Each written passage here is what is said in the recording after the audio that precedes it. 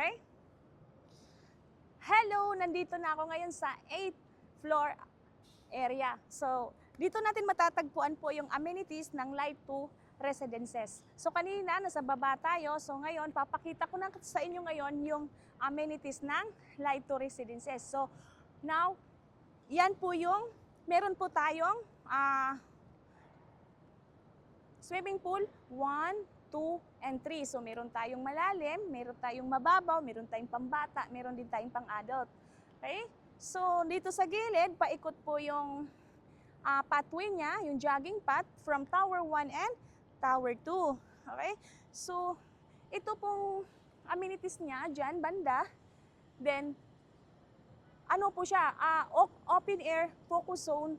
Pwede po tayong mag-stay dyan, mag-standby, kasi kung gusto nyo pong fresh air.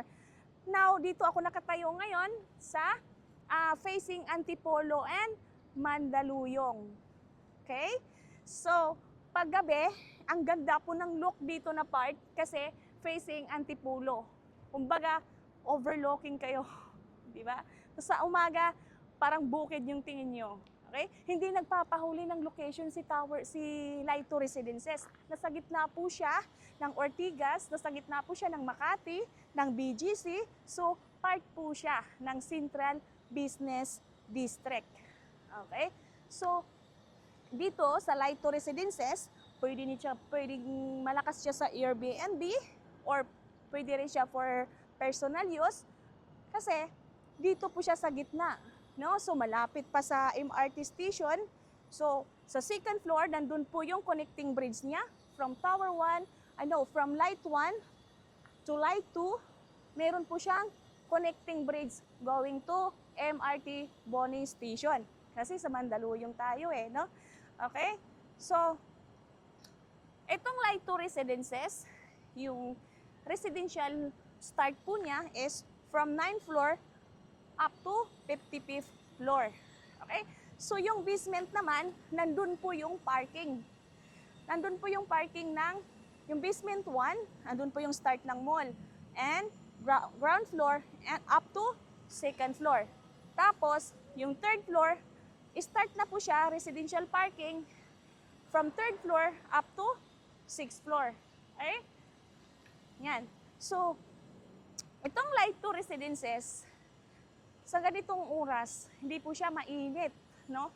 So makikita natin, pag tapos na po yung amenities, may mga design na po yun sa gilid, may mga kahoy na po.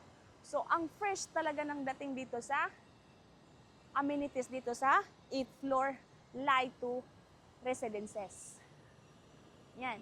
So, pag may mga tanong pa po kayo, kasi ngayon itong Light 2 Residences, status po dito ngayon is pre-ceiling. So, now is 5% spot and 15% in 47 months.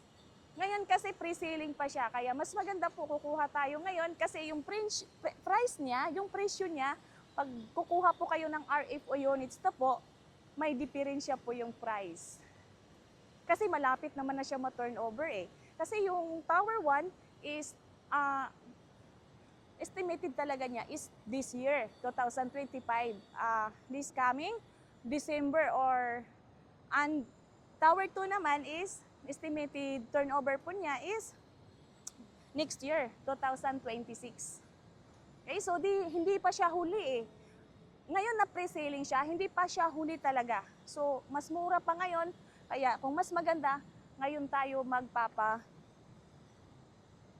kukuha. Kung may plano po kayo na mag-invest. Okay? So, ngayon, pag may mga tanong pa po kayo, pwede nyo po kong kontakin. Ranisa Taguran Tabuco. And I have a YouTube channel also, Ranisa The Nice Place. Thank you for watching. Bayan. Galing mo na.